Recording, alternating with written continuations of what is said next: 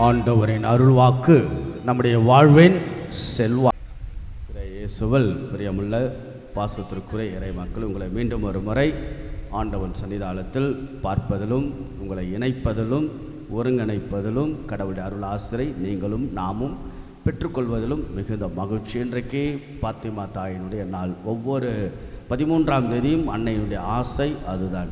அப்படிதான் காட்சி கொடுக்க 1917 போர்ச்சுகல் நாட்டில் ஒவ்வொரு 13ஆம் தேதியும் அந்த காட்சியின் போது சீரார்களுக்கு பிரான்சிஸ், ஜெசிந்தா, லூசியா இந்த 3 சிறுவர்களுக்கு ஒவ்வொரு 13ஆம் தேதியும் வாருங்கள் என்று சொன்ன பிறகுதான் ஒவ்வொரு காட்சியின் பொழுது மக்களுடைய வருகை அதிகமானது.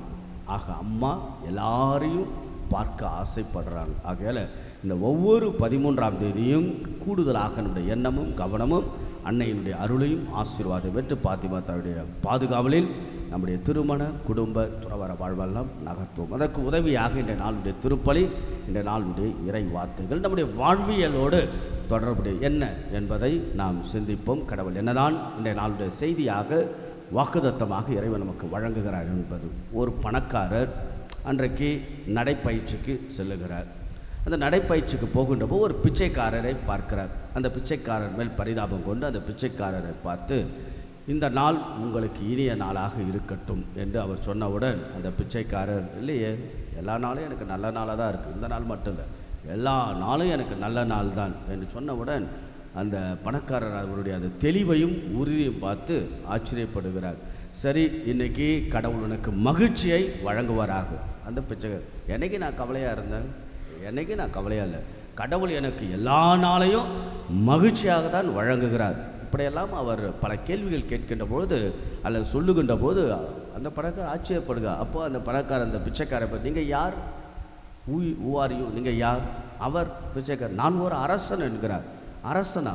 எதன் மீது நீங்கள் ஆட்சி, யார் மீது ஆட்சி செலுத்துகிறேன்? நான் உள்ளத்திலிருந்தே ஆட்சி செலுத்துகிறேன் என்று அவ்வளவு ஒரு தீர்க்கமான உறுதியாக அந்த பிச்சைக்காரருடைய பதில்.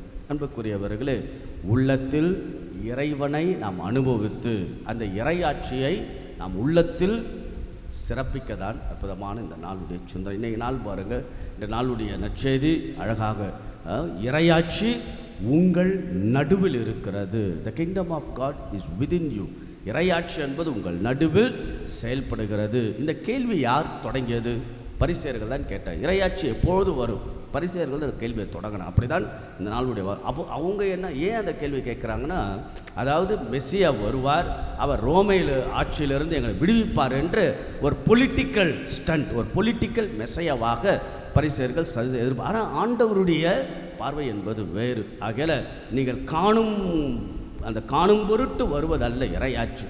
ஆகவே இறையாட்சி உங்களோடு நான் பல வல்லச் செயல்கள் செய்தேன், பல அருளடையாளங்கள் செய்தும் என்னை நீங்கள் நம்பவில்லையே, ஏற்றுக்கொள்ளவில்லை என்று இவ்வாறு ஏற்கனவே இறையாட்சி உங்கள் நடுவில் வந்துவிட்டது. Jesus the Messiah is within you, but you are not able to identify. நீங்கள் தான் ஆண்டவர் மெஸ்ஸியாவை அடையாளம் கண்டுகொள்ள முடியும். புரியுத? பவுல் ரொம்ப அழகாக சொல்லுவார். ரோமேயருக்கு எழுதிய புத்தகம் 14ஆம் அதிகாரம் இறைவார்த்தை 17 அவ்வளவு அழகாக சொல். இறையாட்சி என்பது ஏதோ குடிப்பதும் உண்பதும் அல்ல, அதன் அடிப்படையாக அல்ல, மாறாக தூயாவி அருளுகின்ற உண்மை, நீதி, அமைதி, மகிழ்ச்சி இவற்றின் அடிப்படையாக கொண்டது. ஆக எங்கே நாம் நீதியோடும் அமைதியோடும் மகிழ்ச்சியோடும் வாழ்கின்றமோ அல்லது கொடுக்கின்றமோ அல்லது விதைக்கின்றமோ அங்கு இறையாட்சி. இறையாட்சி என்பதை இப்படியும் நாம் புரிந்து கொள்ளலாம். என்னவென்றால் முழு மனித வாழ்வு, the fullness of the humanity, that can be also the kingdom of God. ஆக முழு மனித வாழ்வை கடவுள் கொடுக்கிறார். ஆனால் பல நேரங்களில் பல இடங்களில் நாம் தேடுகின்றோம் இல்லையா, பல தவறான இடங்களில் நாம் ஒரு சின்ன ஒரு அழகான ஒரு குறிப்பை உங்களுக்கு நான் சொல்கிறேன், ஒரு இன்ட்ரெஸ்டிங்காக இருக்கும். கஸ்தூரி மான் நம்ம எல்லாரும் பார்த்துருக்கலாம், கேள்விப்பட்ட. கஸ்தூரி மானுடைய ஒரு சிறப்பு இருக்குது. என்னென்னா, கஸ்தூரி மான் திடீரென்று ஒரு அபரிவிதமான ஒரு வாசனையை அது உணருமா. ரொம்ப அழகான த ஸ்மெல், த பியூட்டிஃபுல் ஸ்மெல் அது உணருமா. அந்த ஸ்மெல், அந்த வாசனை எங்கிருந்து வருகிறது என்று அது ஓடுமா.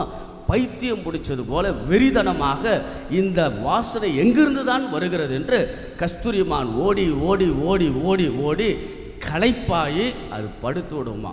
ஆனால் அந்த வாசனை எங்கிருந்து வருமா? ஒரு விதமான திரவம் அதுக்குள்ளாக சுரந்து அதிலிருந்து வெளிவருமா அந்த வாசனை.